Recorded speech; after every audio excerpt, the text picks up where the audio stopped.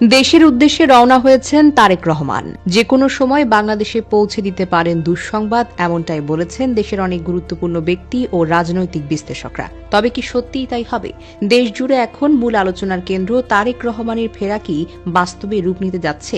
ঢাকার রাজনীতির উত্তাপ এখন হাসপাতালের সিসিইউর দোরগোড়ায়। বিএনপি চেয়ারপারসন বেগম জিয়ার শারীরিক অবস্থা বেশ সংকটাপন্ন। এই পরিস্থিতিতে তার ছেলের পাশে দেশে ফেরা কেবল পারিবারিক দায়িত্ব নয়, রাজনৈতিক সমীকরণেও বড় পরিবর্তনের ইঙ্গিত দিচ্ছে। দিনভর বিভিন্ন সূত্র বলছে, বিএনপির ভারপ্রাপ্ত চেয়ারম্যান যুক্তরাজ্য থেকে রওনা দিয়েছেন। তিনি কাতার এয়ারওয়েজের একটি ফ্লাইটে বাংলাদেশে পৌঁছাতে পারেন। যদিও দলের পক্ষ থেকে এখনো আনুষ্ঠানিক কোনো নিশ্চিতকরণ নেই, তবুও বিমানবন্দর ও রাজধানী নিরাপত্তা পরিস্থিতি এখন এক অঘোষিত প্রস্তুতির বার্তা দিচ্ছে। শাহজালাল আন্তর্জাতিক বিমানবন্দর নিরাপত্তা জোরদার, বিজিবি মোতায়েন, এভারকেয়ার হাসপাতালে 3 স্তরে নিরাপত্তা, এমনকি সেনাবাহিনীর হেলিকপ্টার অবতরণের মহড়া, সব মিলিয়ে একটি শক্তিশালী আগমনের পূর্বাভাস তৈরি করেছে।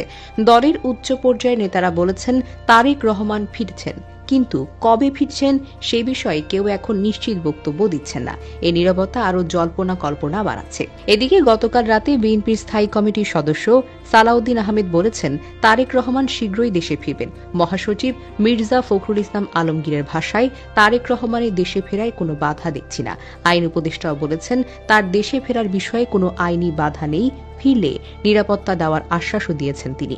এখন প্রশ্ন, এই সংকটের সময় ফিরতে পারেন কি তারেক রহমান? পর্যবেক্ষকরা বলছেন, রাজনৈতিক, পারিবারিক ও কৌশলগত সব বিবেচনায় সময়টা অত্যন্ত গুরুত্বপূর্ণ।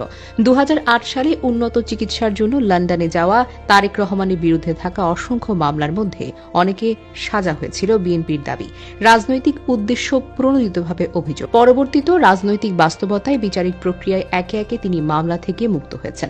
এখন দলের অভ্যন্তরে আলোচনার কেন্দ্র, যদি তিনি দেশে ফেরেন তবে তা শুধু মায়ের পাশে দাঁড়ানোর সিদ্ধান্ত নয়, এটা বিএনপির ভবিষ্যৎ নেতৃত্ব বিন্যাসেও নতুন করে সমীকরণের সূচনা ঘটাতে পারে।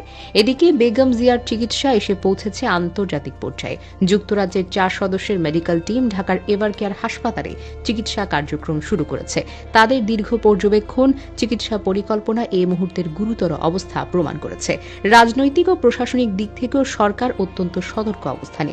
বেগম জিয়াকে অতি গুরুত্বপূর্ণ ব্যক্তি ঘোষণা, এসএসএফ নিয়োগ, সবই সামগ্রিকভাবে ইঙ্গিত করছে পরিস্থিতি এখন অত্যন্ত স্পর্শকাতর পর্যায়ে। গুলশানের 196 নম্বর বাসায় নীরব প্রস্তুতি, দলের শীর্ষ পর্যায়ে তৎপরতা দেশের বড় রাজনৈতিক ঘটনার ইঙ্গিত দিচ্ছে। তাই প্রশ্নটা এখন তিনি ফিরছেন কিনা নয়, বরং কখন ফিরবেন।